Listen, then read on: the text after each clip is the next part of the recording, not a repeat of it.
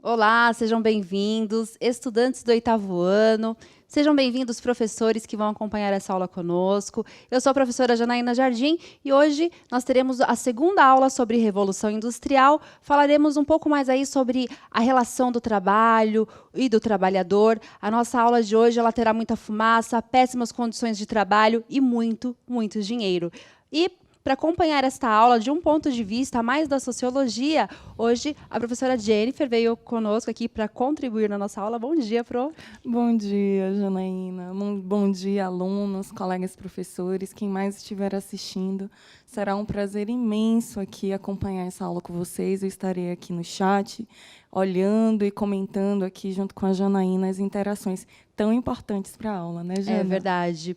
Bom, então para começar, vamos ler a habilidade que vamos utilizar nessa aula, os objetivos, não é isso mesmo, Pro? Exatamente. Vamos lá. Então, a habilidade dessa aula é analisar os impactos da Revolução Industrial nas relações de trabalho, na produção e circulação de povos, produtos e culturas.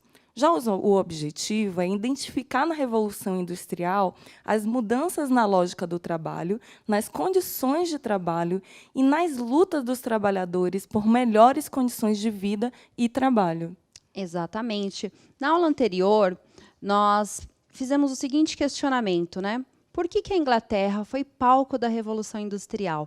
Para entender toda a Revolução Industrial e por que ela aconteceu na Inglaterra, nós trouxemos até um esquema. Vou colocar na tela para vocês. Dá uma olhadinha. Por que a Inglaterra? Né? Porque ela foi a grande protagonista desse processo. Então, acúmulo de capitais, lá na dinastia Tudor. Dinastia Tudor é aquela lá do feudalismo, onde nós tínhamos as terras comunais, tínhamos as terras dos senhores, e tínhamos essas terras que eram comunais, onde a maior parte das pessoas podiam ali fazer as suas plantações. Ali na dinastia Tudor começou uma acumulação de capitais. Agricultura capitalista, cercamentos, é uma parte importante uma parte muito importante aí dessa história. Por quê? No cercamento, que aliás, vamos retomar aqui o pensamento. Lá nas terras que eram comunais, né, lá no feudalismo, terras comunais, todos podiam utilizar aquelas terras para agricultura, só que nós tínhamos uma parte da elite ali da Inglaterra que eram a gentry, que eram chamados de gentry, que eram cavaleiros que lutavam ali ao lado dos burgueses.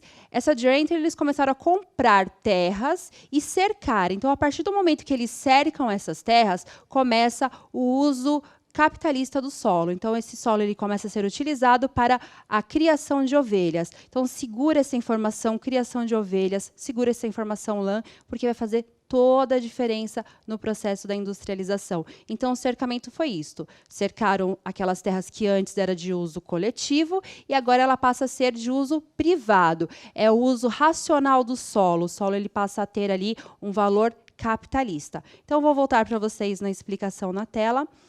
Mão de obra barata, êxodo rural.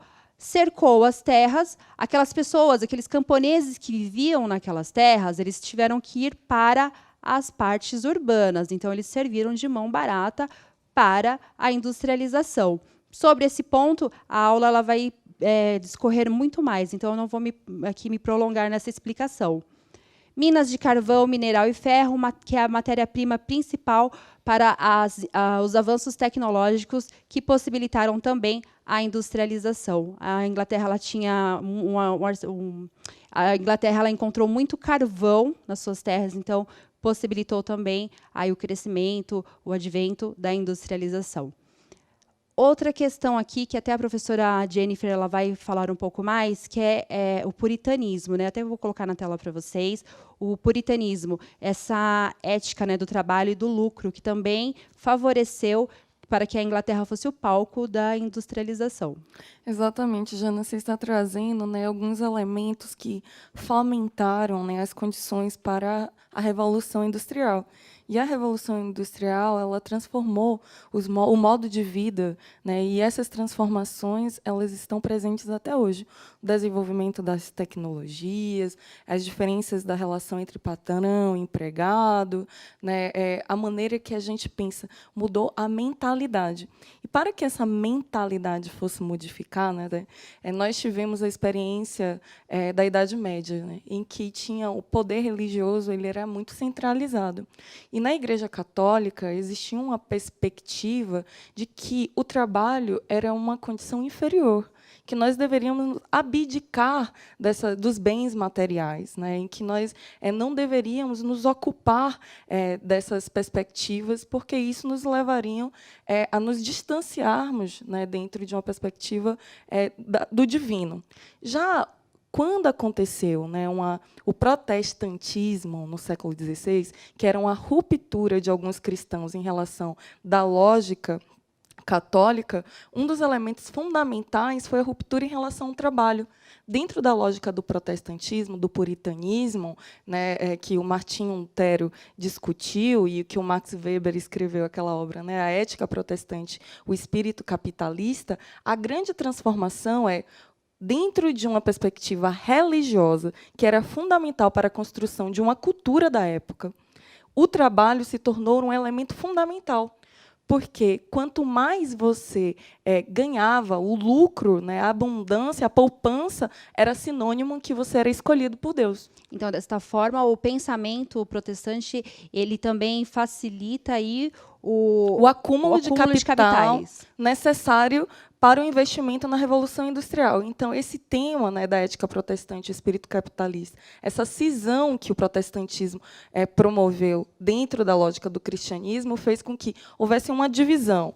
Dentro de uma perspectiva da cultura, da moral, a religião católica ela influenciou o não desejo ao lucro. Já o protestantismo relacionou a ideia do acúmulo de bens com uma relação de escolha divina. Entendi. Olha só. Então, dentro dessa ética protestante, certo? Qual é a classe social que está representada na ética protestante? Os burgueses. Certo? Então, nós estamos aqui no momento da história onde a burguesia ela está ascendendo economicamente, politicamente, socialmente.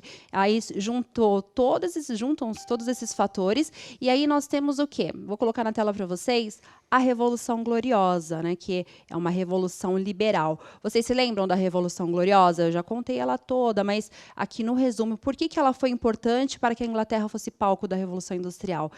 Na Revolução Gloriosa que nós temos o fim dessa monarquia absolutista, né, que eram aqueles reis absolutistas, e temos o começo de uma monarquia parlamentarista, onde os monarcas eles passam a ter menos poder e a burguesia ela de fato começa a ascender politicamente no cenário ali desse contexto da Europa, no momento onde a gente tem aí uma transformação também dos meios de produção. Bom, isso tudo foi aí recapitulando a última aula. Eu vou colocar para vocês aqui uma análise de fontes iconográficas para que vocês possam mobilizar a atitude historiadora. Então, as imagens elas representam dois momentos muito diferentes da história. Porém, temos nelas a representação de um problema social em comum. É aquelas permanências da história, né? Qual o problema social retratado nessas imagens? Então, dá uma olhadinha, eu vou deixar 2 minutos.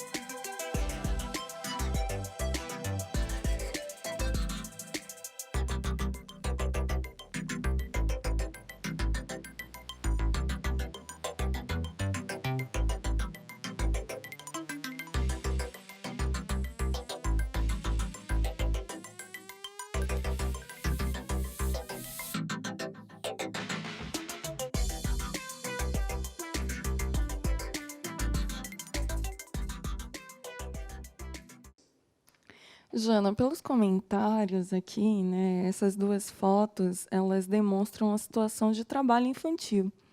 Né? E o interessante é que, enquanto uma imagem preta e branca ela mostra, né, o quanto que essa situação é antiga, a imagem no lixão ela reporta os dias mais atuais, mas apresentando a mesma situação de crianças em situação de trabalho. Perfeito, é exatamente essa a análise que nós aguardávamos aqui.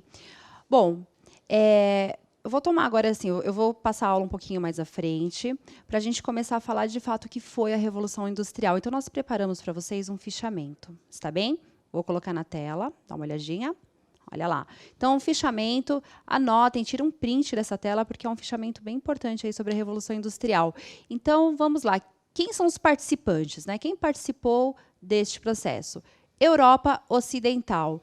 E falando sobre isso, vocês se lembram que o feudalismo ele foi lá na Europa Ocidental. Ele começa na Europa Ocidental e é a partir por isso que a gente estuda o feudalismo, porque é a partir do feudalismo que vem todo esse processo que vai se desenvolvendo e até culminar no capitalismo moderno.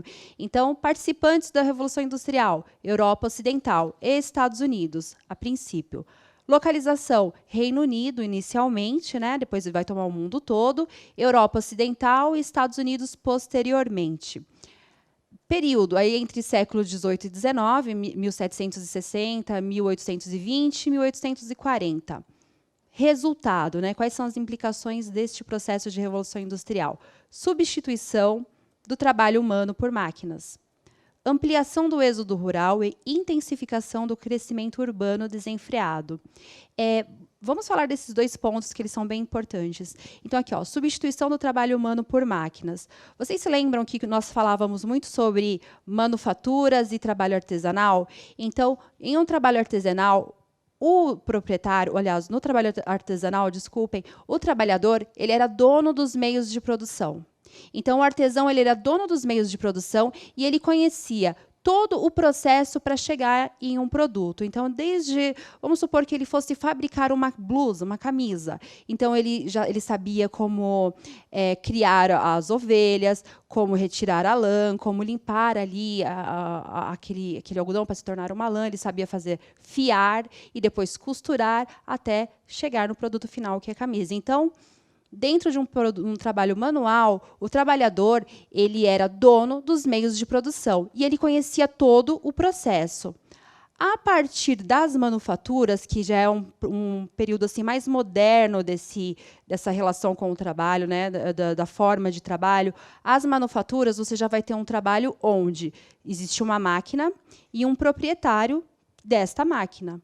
A partir da manufatura, o trabalhador ele não detém mais os meios de produção. Então, ele tem que se retirar da casa dele e ir até ali um local para fazer o seu trabalho. Então, a manufatura ela já começa a se parecer um pouco mais com o que será uma fábrica.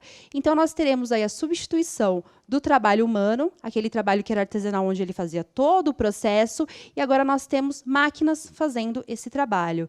Nós temos uma modernização também do processo de construção de produtos, mas nós precisamos colocar aqui um parênteses agora. Vocês se lembram que aquela grande massa operária, que não era operária, desculpem, aquela massa de pessoas que saíram dessas terras, eles foram para as cidades. E nas cidades nós teremos muitas pessoas e pouco trabalho. E é a partir daí que começam os problemas sociais também. Eu vou voltar na tela para a gente continuar a leitura. Então, ampliação do êxodo rural e intensificação do crescimento urbano desenfreado. Temos aí um crescimento urbano muito desenfreado. A professora quer fazer um comentário sobre essa questão?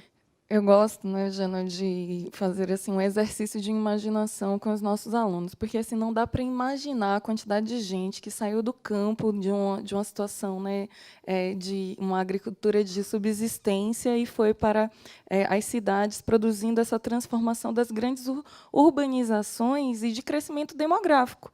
Então, pensa numa escola. Uma escola normalmente tem quantas salas, Jana? Umas 20 salas, Umas né? 20 salas. Pensa que na sua sala tem 30 alunos. E aí vocês vivem vamos supor que a escola, uma sala é o centro urbano e todas as outras, né, as 19 salas, é o campo, é o meio rural. Agora imagina que dentro desse meio rural as pessoas plantam para comer, elas vivem em uma situação de cooperação, etc. Agora aconteceu o processo de revolução industrial. aquela uma sala que tinha um modo de produção das manufaturas, que tinha uma organização social, ela começa a ser enchida, preenchida por todas as pessoas que estavam no campo. E aí o que acontece? Vai ter emprego para todo mundo? Vai ter casa para todo mundo? E numa situação, né, de grande volume de pessoas, os problemas, como a Jana apontou, elas começam: o desemprego, a fome, as situações de precariedade sanitárias.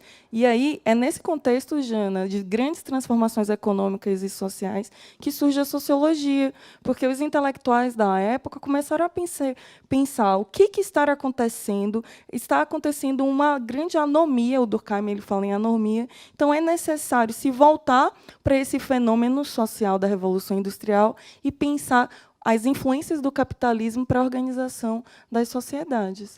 E olha só, né? Mudou-se a forma de produção, né? A forma de produzir os objetos mudaram. Mudou, a partir do momento que muda os meios de produção, a forma de produzir algo, muda toda a relação social, né? Exatamente. Muda tudo, porque aquela pessoa que trabalhava no campo com a sua família, ele vai ter que se retirar e ir para uma manufatura e depois para uma fábrica. Então, até as relações familiares elas são abaladas nesse contexto.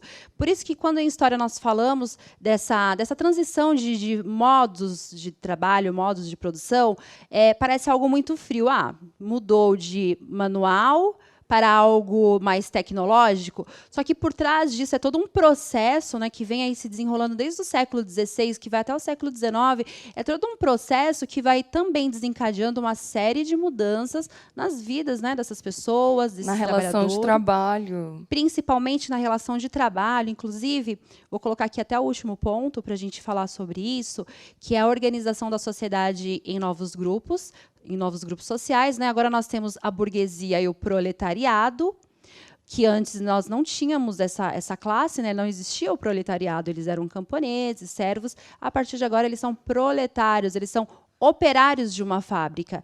E nós temos também essa apropriação aí das formas de trabalho, da apropriação dos meios de produção, porque esse trabalhador que antes era um artesão, que fazia um produto dentro do seu tempo e no seu espaço de onde ele morava, ou no seu espaço ali, ele passa a ter que ir para uma fábrica, ele passa a ter que obedecer um horário, e agora ele obedece uma hierarquia, e a partir do momento que ele obedece uma hierarquia, ele é substituível, né? Não é mais uma mão de obra especializada. Qualquer um pode fazer o trabalho dele, até porque ele não faz mais o processo todo de construção de um produto. Antes ele fazia todo o produto, agora ele participa apenas de uma parte, de uma etapa do processo. Apenas de uma etapa. Na última aula, nós até falamos daquele filme Tempos Modernos, né? Que Chaplin fica ali repetidamente fazendo o mesmo processo. É porque agora o trabalhador, esse operário, ele participa apenas de uma parte do processo, e isso vai fazer com que ele fique alienado de todo o processo de construção de um produto.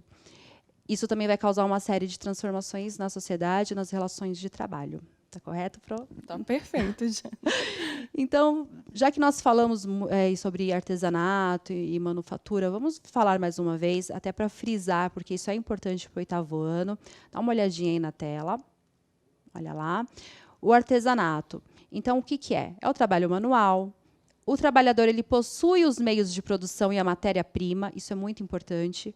O trabalhador controla a qualidade, a quantidade, as vendas e o lucro. A partir do momento que o trabalhador ele perde, né, ele é alienado dos meios de produção, aí ele começa a ter que responder a um superior. Então, a partir de agora, ele vai ter o que nós chamamos hoje de chefe, né? Ele vai ter um chefe, ele é alguém que vai mandar no seu trabalho. Vamos para a manufatura.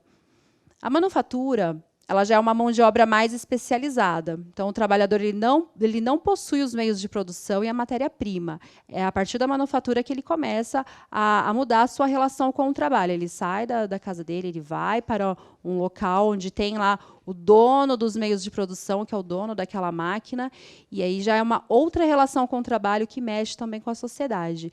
Então, o trabalhador não possui os meios de produção e a matéria-prima. O trabalhador não controla a qualidade, a quantidade, as vendas e o lucro. E ele acompanha ali o processo produtivo. Vocês estão vendo aí um modelo de spinning jenny no museu, que está no Museu da Industrialização, lá na Alemanha. Uma das primeiras máquinas de manufatura. A Inglaterra, ela se destaca muito pela indústria têxtil. Então, vocês se lembram lá daqueles cercamentos que nós falamos, lá do final do século XVI? A partir dos cercamentos, quando a partir dos cercamentos, nós temos a criação de ovelhas. Aí, essas ovelhas, elas dão a lã. Essa lã, ela serve como matéria-prima, base importantíssima para a indústria têxtil, que foi aí a grande protagonista no processo de desenvolvimento da industrialização na Inglaterra. Vamos falar agora um pouco sobre as condições de vida e trabalho. Está bem? Vou pedir para a professora fazer a leitura do texto, por gentileza. Claro. Então, condições de vida e trabalho. Durante a Revolução Industrial, nos séculos XVIII e XIX, o ambiente das fábricas era insalubre e as condições de trabalho eram precárias. Não havia regulamentação sobre a quantidade de horas a serem trabalhadas ou qualquer outra garantia de direitos, como licença por acidente de trabalho ou maternidade.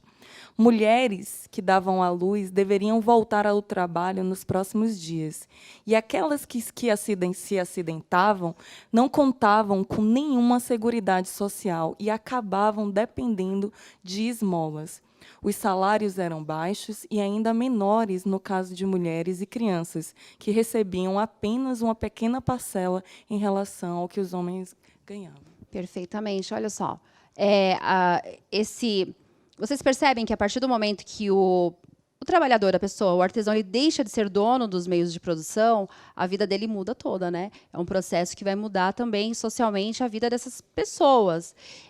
Ele agora serve de mão de obra barata, né? Devido ao êxodo rural, ele vai para as cidades, ele serve de mão de obra barata nessas manufaturas que estão crescendo, que estão se transformando em indústrias, devido a um grande crescimento tecnológico. Só que, assim, são muitos trabalhadores, poucas vagas de trabalho, e nós temos máquinas que agora melhoraram muito, otimizaram a produção. Então, temos uma grande produção, temos um mercado interno, um mercado externo consumidor muito importante, mas os trabalhadores são muitos. E então, agora, esse dono de fábrica, esse dono dos meios de produção daquela máquina, ele pode escolher quem vai trabalhar para ele. O trabalhador, ele perdeu, aquele operário, ele perdeu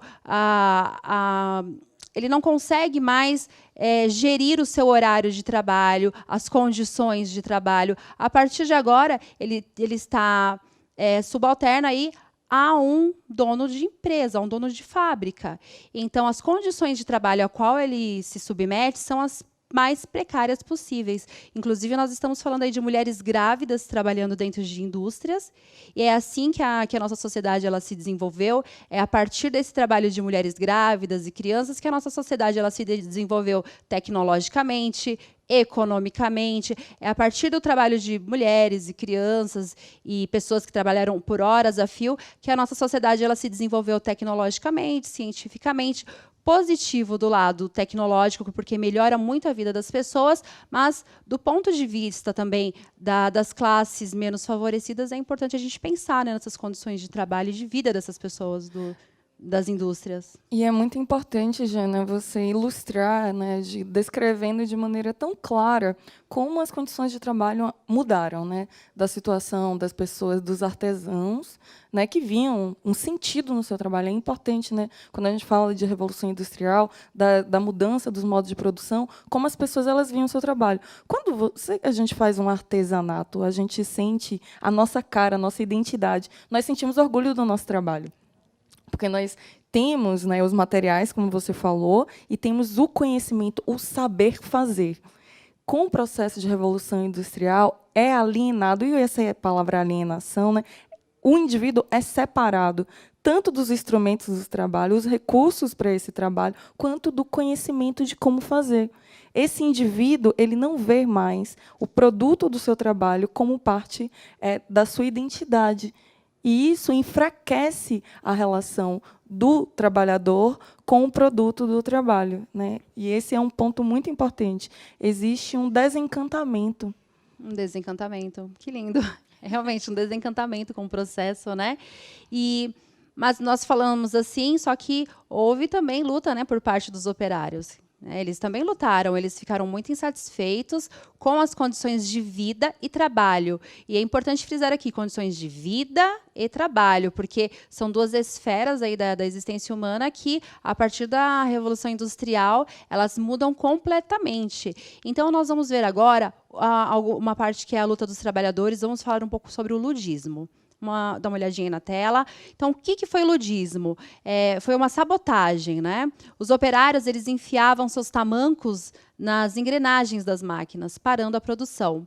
Greves, manifestações e protestos. O ludismo ele é a destruição das máquinas sob a alegação de que estas eram responsáveis pelo desemprego e pela exploração. Então, na realidade, assim, o ludismo ele via nas máquinas, os operários eles começaram a perceber que essas manufaturas, essas máquinas, começaram é como se uma máquina ela faz o trabalho de 10 homens, não é isso, Pro? Uma máquina faz o trabalho de 10 homens. Então, não é necessário mais tantos operários em uma fábrica. Eles não precisam mais de tantas pessoas. E aí, essa máquina, lado positivo, ela vai otimizar o processo de produção. Nós temos muito mais produtos em um tempo menor sendo produzido. Por outro lado, nós temos aí muitas pessoas desempregadas, né? E o ponto, né, interessante é que os trabalhadores, nessa condição, né, de insalubridade, de uma vulnerabilidade econômica, sem conseguir levar alimentos para a sua família, né, um esforço, né, o tempo de trabalho era muito grande, né, entre 14 e 16 horas, sem parar. Ele via o trabalhador, ele via na máquina a representação do seu inimigo. Então, por isso que, a princípio, essas manifestações de revolta foram direcionadas para a máquina. Exato. E o parlamento inglês, ele também causou, o parlamento inglês ele reage ao movimento ludista. Vou colocar na tela para vocês uma breve explicação, para que vocês possam tirar um print. A gente não vai fazer aqui a leitura, mas houve sim uma reação do parlamento inglês. Inclusive, muitos daqueles do movimento ludista que quebravam as máquinas foram até mortos, né? Foram mortos, alguns foram presos. E foi um movimento que rapidamente foi... o parlamento inglês rapidamente conseguiu acabar com esse movimento ludista. E nós temos o cartismo. O cartismo já é um movimento um pouco mais politizado, é um avanço em relação ao ludismo. É um movimento um pouco mais politizado. Ele recebe o nome de cartismo, né, o primeiro movimento de massa das classes operárias da Inglaterra, ocorrida nas décadas de 30 e 40, né, do século XIX, e que, basicamente, exigia melhores condições para os trabalhadores na indústria. Durante vários anos, os cartistas realizaram comícios e manifestações por todo o país, dos quais participaram milhões de operários e artesãos. O movimento cartista ele exigia assim, sufrágio universal masculino, né? Então, eles queriam direito ao voto, porque, neste momento, o voto ele era censitário, somente os representantes da burguesia podiam votar. Então, sempre o poder político estaria na mão aí desta elite burguesa. Os cartistas eles querem o sufrágio universal e eles também têm um outro ponto importante, que os parlamentares recebam um salário. E por que isso é importante? Olha só. Os representantes parlamentares, eles são geralmente da burguesia, então eles não precisam receber um salário, porque eles são donos de grandes propriedades. Então, como que um operário que precisa trabalhar lá dos 14 horas por dia, como que esse operário ele vai conseguir exercer uma função política se ele precisa também trabalhar para garantir o seu sustento? Então, o movimento cartista ele pede isso, sufrágio universal, e que os parlamentares comecem a receber aí um salário pelo seu trabalho. Mas justamente por isso, para que os operários possam também ser representantes dentro deste cenário. E mais uma tela para vocês. Olha lá, em 1838, os trabalhadores entregaram ao parlamento um baixo-assinado com mais de 1 milhão de assinaturas e um documento intitulado A Carta do Povo. Nesse documento, então, o que eles exigiam? Sufrágio universal masculino, voto secreto, que é muito importante. Vocês imaginem um operário, votando e, por acaso, ele não vota no dono da fábrica, ele vota ali em um operário, alguém que vai representá-lo. Com certeza, esse operário seria aí mandado embora da fábrica. Então, o voto secreto para eles era importante para que eles pudessem colocar, de fato, um representante operário ali nas relações políticas. Eles querem uma representação operária no parlamento, isso é muito importante, é a partir daí que a gente tem todo um pensamento sindicalista, né? O cartismo, ele é um movimento que também foi reprimido pelos parlamentares burgueses, mas é algo que foi um estopim. A partir do cartismo, a gente tem essa necessidade por uma representação operária no parlamento que vai culminar aí com os sindicatos mais para frente. Eles querem também direitos, igualdade de direitos eleitorais e remuneração no parlamento. Então, essas são algumas das reivindicações dos cartistas. Quais foram as maiores conquistas dos trabalhadores nesses movimentos, né, nessas reivindicações? Aí no século XVIII, nós temos o limite de idade da jornada para crianças, né, no mínimo de 10 anos e 48 horas semanais, proibição do trabalho infantil nas minas de carvão, supressão de impostos sobre cereais, porque os cereais era a base da alimentação desses trabalhadores, então eles precisavam que os impostos fossem mais baixos, jornada máxima de 10 horas por dia e jornada aí de 8 horas. Então, vocês estão vendo algumas conquistas dos trabalhadores ao longo dos séculos XIX e XX. Mais uma tela para vocês, dá uma olhadinha. Olha lá. O cartismo ele foi derrotado pelo parlamento, mas favoreceu a criação de algumas leis trabalhistas que conferiram direitos inéditos até então aos trabalhadores ingleses. E nós temos aqui a questão da teoria marxista, que eu gostaria que a professora falasse um pouco mais, né? Que a partir dessas lutas nós temos aí o cerne, o princípio do que vai ser um movimento sindical e como que a teoria marxista ela corresponde dentro desse cenário. Lembra, Jana, quando a gente falou, né, das modificações, né, da saída do campo para as cidades, o processo de urbanização e as transformações no modo de trabalho? Eu contei, né, esse foi o momento fundamental para o surgimento da sociologia, porque as pessoas começaram a pensar: por que a sociedade está se transformando tanto? Por que tanta gente está em situação de sofrimento? Então, Karl Marx e Engels, né, eles discutiram um pouco a importância de entender o capitalismo. Então, o capitalismo é esse sistema econômico, né, que tem como princípio fundamental a propriedade privada. E essa propriedade privada, ela foi expropriada, né? A história ela conta muito bem, por isso que é importante a gente voltar para entender que, na distribuição de terras, houve um processo de expropriação em que alguns tiveram acesso à propriedade e outros não. E esses outros que foram impedidos de ter acesso à sua sobrevivência garantida pelo seu trabalho, eles viraram mão de obra, né, a partir da sua força de trabalho, foram explorados. Então, o marxismo ele trabalha dentro de uma lógica, né, da separação da luta de classes. Então, a história da humanidade é a luta de classes, e essa história ela vem desde a antiguidade entre servos e escravos, né, na Idade Média entre senhores e servos, né, e no sistema capitalista entre patrões, né, e trabalhadores, entre burgueses e trabalhadores. A partir dessa perspectiva, o trabalhador é aquele indivíduo que vai ter sua mão de obra explorada. E essa mão de obra explorada, né, quanto mais explorado o trabalhador, mais lucro, né, esse burguês ele vai ter. E aí surge também uma dimensão que é estrutural, né, que é a dimensão material. Então, o modo de produção muda a organização das sociedades, como você colocou no início da aula, né? Então, o modo de produção, o trabalho, muda as relações. E esse modo de produção material ele está relacionado com a superestrutura, que é o aspecto ideológico do sistema capitalista, que é aquilo que você colocou também, sobre a situação de alienação.